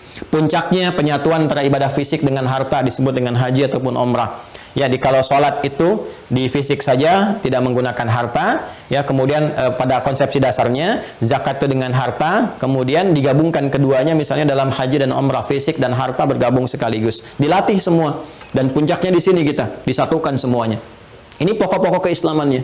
Maka kita kenal semua pokok-pokok ini setelah mengucapkan syahadat, kita ingin membuktikan keimanan kita kepada Allah, dibimbing oleh Rasulullah, nih pokoknya kerjakan yang ini. Kalau kamu kerjakan, maka benar pembuktian keislamanmu. Ini yang pokok, yang dasar. Pokok dalam bahasa Arab disebut dengan rukun namanya.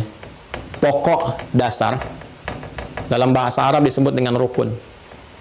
maka kita kenallah istilah rukun Islam. Ya, nah kalau ditanya rukun Islam ada berapa? Ada 5 kan? Coba lihat. 5 kan? Pertama apa? Syahadatin. Asyhadu an la ilaha illallah wa asyhadu anna Muhammadar Rasulullah. Refleksi apa itu? La ilaha illallah itu. Asyhadu an la ilaha illallah. Refleksi iman. Pokoknya ini. Ini dasarnya ini yang paling utama nih. Ya, jadi kalau Anda kerjakan sholat, zakat, puasa, haji, nggak ada iman, nggak ada nilai. Kan ini pokok dasarnya.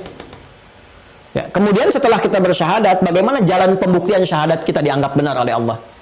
Ya, lewat syariat, jalannya disebut dengan syariat. Ya, makanya muncul istilah syariat Islam. Apa bentuk syariat Islam itu? Ada yang pokok, yang rukun. Ya, sebagai pengabdian langsung kita kepada Allah. Apa yang pokok-pokok itu? Ini salat. Makanya semua risalah keislaman dari awal sampai dengan Nabi Muhammad SAW sampai kita sekarang, ini yang pokok ini nggak lepas. Silahkan cek. Nabi-nabi sebelum kita juga, sebelum Nabi Muhammad juga, ya sebelum Nabi kita, saya katakan tadi, Nabi-nabi sebelum Nabi kita itu Nabi Muhammad SAW, semua punya risalah salat. Nabi Isa salat. Salat beliau, Quran surah ke-19 Maryam ayat 31 sampai 33. Nabi Musa salat, Quran surah 20 Toha ayat ke-14. Ya, Nabi Ismail salat, bahkan minta keluarganya salat. Wa kana ya'muru ahlahu bis shalah, Quran surah 19 Maryam ayat 55. Nabi Zakaria salat, bahkan meminta keturunan kepada Allah lewat salat di mihrabnya Maryam alaihissalam. Quran surah ketiga Al Imran di ayat 38 sampai dengan ayat 39. Ini salat itu sudah ada konsepsinya untuk mendekat kepada Allah. Cuma nanti syariat tata cara pelaksanaannya disesuaikan dengan keadaan zaman masing-masing. Ya, ada zakat itu sudah ada, zakat haji sudah ada dari dulu, puasa ada. Kan Anda kenal istilah puasa Nabi Daud kan? Nabi Isa puasa, Nabi Musa juga puasa. Silahkan ada semuanya. Ya, cuman kan kesesuaiannya dengan masa umat masing-masing. Jumlah rakaatnya, waktunya umat Nabi Musa kan beda dengan kita, kan? Ya, nilai dan kualitasnya juga berbeda. Ya, tergantung keadaan umat, maka disesuaikan. Cuman pokoknya ada, syariatnya ada, jalannya ada. Jadi kalau kita berkata, syariat dalam berislam itu pokoknya apa? Ini yang 5. Ini yang disebut syariat Islam. Jadi kalau ada orang mengatakan, saya muslim, tapi saya merasa tidak wajib menjalankan syariat Islam, dipertanyakan keislamannya. Ya. Anda sebetulnya muslim atau tidak gitu. Ya kan? Nah, ini dasar. Jadi kalau yang paling dasar saja ya tidak bisa dipahami dengan baik, maka ini menunjukkan kelemahan dan kita doakan gitu kan. Kita doakan semoga bisa belajar, dapat hidayah, mau menjemput kebaikan dan sebagainya. Dan cara paling utama meninggalkan maksiat, karena taat lawannya maksiat. Jadi kalau maksiat masih dikerjakan terus, ya susah, ketutup pintu-pintu taatnya nanti. Nanti semakin ketutup, khatamallahu ala qulubihim, ini yang repot. Jelas ya? Nah, paham sekarang ya? Nah, sudah berapa tahun nih kita ya berislam dan sebagainya. Kita harus mengerti pokok-pokok ini. Nah, di sini nanti ada penguatan supaya syahadatnya kuat. Jangan sampai dikasih mie instan, syahadatnya hilang. Ya, dikasih angin surga, aku mencintaimu, gitu kan?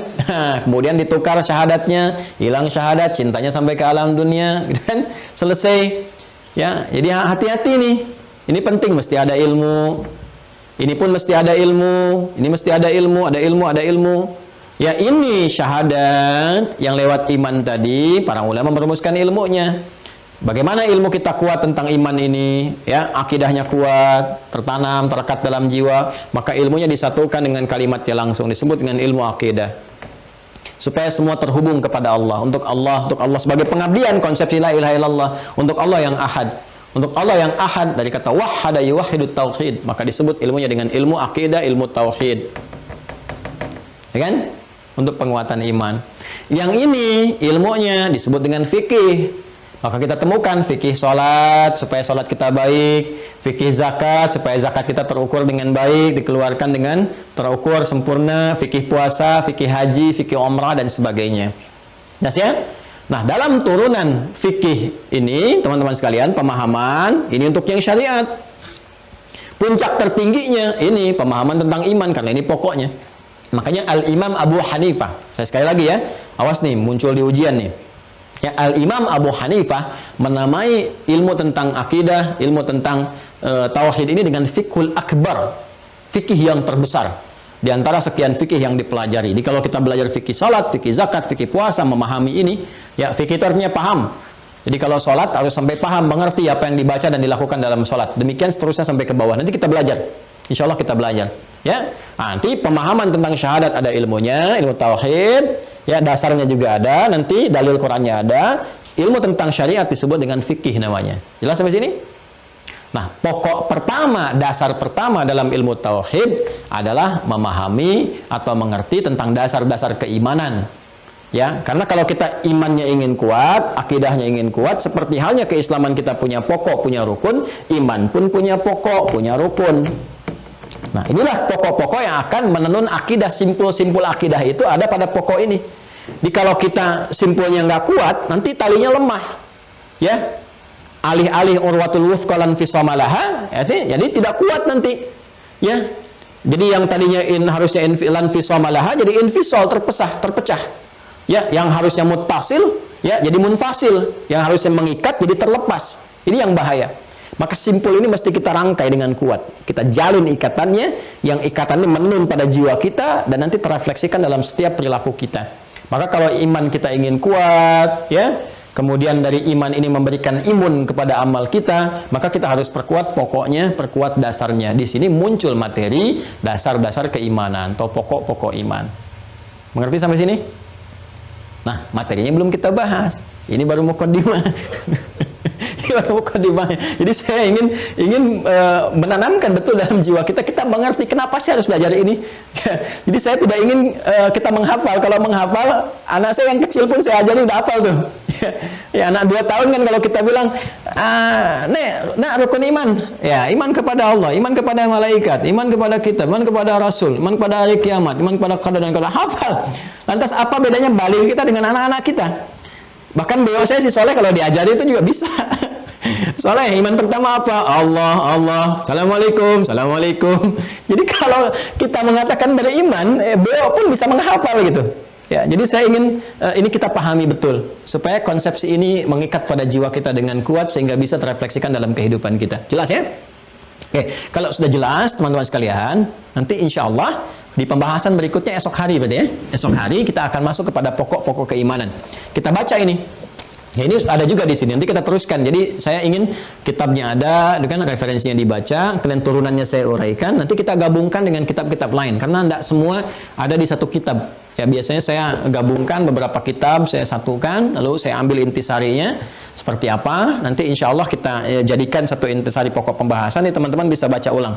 Ya, baca ulang. Nanti pas ujian juga mudah, gitu ya. Nah, kemudian selanjutnya di kitab ini diterangkan dalil-dalilnya. Ya, wal iman wal amal awil aqidah was syariah kilahum murtabitun bil akhir irtibat ats-thamar bil ashjar. Sedangkan iman dan amal itu, mohon izin saya bacakan kitabnya dengan cepat. Iman dan amal itu atau akidah dan syariah keduanya terikat, terkoneksikan satu dengan yang lainnya dengan ikatan yang sangat kuat seperti kaitan antara buah dengan pohonnya. Jadi kalau pohon tak berbuah kan kelihatan seperti tidak ada nilainya gitu kan. Ya, kemudian juga ada pohon nggak ada buah juga dipertanyakan, gitu kan? Makanya orang Arab mengatakan al-ilmu bila amalin kasyajari bila thamarin. Ilmu yang tidak diamalkan ibarat pohon tanpa buah, begitu berharganya gitu kan, keterikatan antara pohon dengan buah itu. Al-irtibatul musabbabat bil asbab atau keterikatan antara sebab dengan akibat. Ya, nggak mungkin ada akibat kalau nggak ada sebab, nggak mungkin ada sebab kalau nggak ada akibat. Ya, jadi kalau ada sebab dengan akibat itu seperti keterikatan iman dengan amal. Ya, jadi segala aspek apapun yang terjadi pada amal itu akan disupport oleh iman jika iman ada dalam jiwa. Jadi kalau iman nggak ada dalam jiwa, amal tidak punya nilai, ya. Wan nataij bil muqaddimat, dan seperti halnya hasil dan pendahuluan. Wa min ajli hadha tarabutul wathiq ya'ti al-amal muqtarinan bil iman fi aktsari ayatil Qur'anil Karim. Karena keterikatan yang kuat inilah kemudian Allah menyampaikan keterikatan iman dan amal itu di banyak ayat dalam Al-Qur'an. Bahkan ya, ayat pertama yang berbicara tentang surga pun kunci surganya itu diikat dengan iman dan amal, yaitu di Al-Baqarah ayat 25. Di sini dibuka dengan kalimat a'udzubillahi minasyaitonirrajim, firman Allah Subhanahu wa taala, "Wa basyiril ladzina amanu wa 'amilus salihati anna lahum jannatin tajri min tahtihal anhar." Silakan lihat ya. Di kunci kalimat surga pertama dalam Al-Qur'an itu pembukanya iman dan amal. Wa basyiril ladzina amanu iman wa 'amilus salihat amal anna lahum jannatin tajri min tahtihal anhar. Bagi orang yang beriman dan dengan imannya dibimbing dia beramal saleh, disiapkan baginya bentangan surga-surga yang beraneka ragam dengan segala jenis keindahannya. Kemudian juga firman Allah di Quran surah An-Nahl ayat 96, "Man 'amila salihan min dzakarin aw untha wa huwa mu'minun falanuhyiyannahu hayatan thayyibah wa lanajziyannahum ajrahum bi ahsani ma kanu ya'malun." Ya, dan siapapun yang beriman kepada Allah lalu mengerjakan amal saleh. Ya, siapa yang mengerjakan amal saleh yang didasari dengan iman kepada Allah Subhanahu wa taala, baik laki-laki atau perempuan, dasarnya iman, wa huwa mukmin. Ini ada rahasia besar di sini ya, teman-teman. Nanti kita akan kuatkan dengan hadis. Karena kalau kita belajar benar penguatan hadis, dampaknya besar sekali. Ya, kata Allah begini, ini sindiran tajam ya buat saya, buat Anda, buat kita semua. Kata Allah, falanuhyiyannahu hayatan thayyibah. Kami akan berikan kehidupan yang baik. Ya, jadi terisi kehidupannya itu dengan segala hal yang baik, hayatan thayyibah. Jadi orang beriman itu hidupnya pasti akan baik. Pekerjaannya baik, perilakunya baik, hartanya baik, ya, segalanya berjalan baik. Nah, jadi kalau ada sesuatu yang belum baik dalam kehidupan kita, boleh janji kita perlu penguatan-penguatan di aspek keimanan. Ya, mungkin yang salah bukan hartanya yang kurang, bukan kedudukannya yang belum tinggi, mungkin imannya yang belum kita kuatkan. Karena Allah sudah berjanji, dan janji Allah itu hak. Innallaha la yukhliful mi'ad. Allah nggak mungkin menyalahi janji. Ya, manusia bisa berjanji, bisa mengingkari. Ya, kau yang mulai, kau yang mengakhiri. Kau yang berjanji, kau yang mengingkari. Tapi kalau Allah sudah berjanji, nggak mungkin diingkari. Ya, Quran surah ketiga Al-Imran ayat 9. Innallaha la yukhliful mi'ad. Allah nggak mungkin mengingkari janji. Jadi nanti kita akan kuatkan dengan pendekatan Sahih Al-Bukhari. Ada 57 hadis Kitabul Iman namanya. Ya. Kemudian walana jaziyannahum ajrahum bi ahsani ma kanu ya'malun. Kami akan balas di akhirat karena iman mereka itu, ya, amal solehnya dengan pahala yang lebih baik dari apa yang mereka pernah kerjakan di dunia ini. Jadi dikasih bonus di dunia ini dengan kehidupan yang baik, di akhirat diberikan pahala limpahannya. Ya, demikian juga ayat-ayat yang lainnya teman-teman sekalian, termasuk di surat Maryam ayat 96 juga, innalladzina amanu wa 'amilus solihati sayaj'alu lahumur rahmanu wadda. Ya, sungguh orang-orang yang beriman dan beramal soleh itu akan dijadikan oleh Allah yang Maha Pengasih itu, ya, tertanam dalam jiwanya rasa kasih yang sangat dalam. Jadi Masya Allah tuh orang beriman itu pasti pengasih, pasti penuh dengan kasih sayang, gitu kan? Penuh dengan simpati, toleransi yang baik. Orang beriman itu hidupnya baik. Jadi cukuplah orang beriman itu pasti jadi orang baik. Jadi kalau ada orang beriman mengaku iman kurang baik, kasar, kata-katanya kasar, perilakunya kasar, gitu kan? Bergaulnya tidak baik, dipertanyakan keimanannya.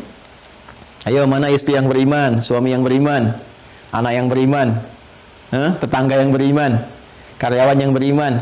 Awas, hati-hati ya, jangan sampai belajar dengan saya, bergaul dengan teman jadi nggak baik, kata-katanya kasar, senang mencela, ya, memvonis satu dengan yang lainnya. Ya, itu mohon maaf, ada sesuatu yang salah dalam pembelajaran.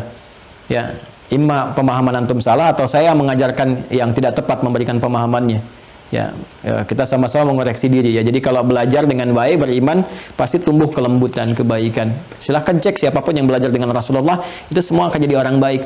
Saya belum pernah melihat ada sahabat belajar dengan Nabi tiba-tiba menjadi pencela, ya, tiba-tiba jadi perusak, tiba-tiba menjadi tukang bikin hoax dan sebagainya. Jadi kita tantangannya ini sangat kompleks. Kita beristighfar, mudah-mudahan Allah bimbing kita semua dalam hal kebaikan.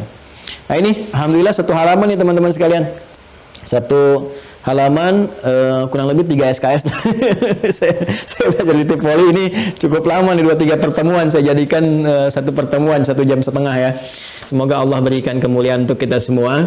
Semoga Allah berikan bimbingan kepada kita, memaafkan kesalahan kita, mengampuni dosa-dosa kita. Saya memohon maaf sebesar-besarnya kalau ada yang kurang berkenan dalam penyampaian. Kalau ada yang benar, itu pasti petunjuk dari Allah dan bimbingan dari Rasulullah SAW. Tapi kalau ada yang salah, itu mutlak dari kesalahan saya pribadi. Silahkan teman-teman bisa berikan masukan untuk saya koreksi, saya perbaiki, dan juga bisa mengambil manfaat dari ustaz-ustaz lain yang mengajar kita dalam keseharian kita. Demikian, semoga bermanfaat. Allahumma taqabbal minna innaka antas sami'ul alim wa tub 'alaina innaka antat tawwabur rahim. Allahumma 'allimna ma yanfa'una wa waffiqna ya Allah bima fahimna wa 'allimna ya Allah wa 'allimna ya Allah wa 'allimna ya Allah ma 'amilnahu bih wa waffiqna lin'amala ma fahimnahu. Allahumma wa sallallahu ala sayyidina Muhammad wa ala alihi wa sahbihi ajma'in. Allahumma ij'alna min ahli al-Qur'an wa ij'al al-Qur'ana sahiban lana fid dunya wa syafi'an lana fil akhirati ya arhamar rahimin. Rabbana atina fid dunya hasanah wa fil akhirati hasanah wa qina adzaban nar. Bi fadlika subhana rabbika rabbil izzati amma yasifun wa salamun alal mursalin wa akhiru da'wana subhanakallahumma bihamdika nashhadu an la ilaha illa anta nastaghfiruka wa natubu ilaik walhamdulillahi rabbil alamin. Assalamualaikum warahmatullahi wabarakatuh.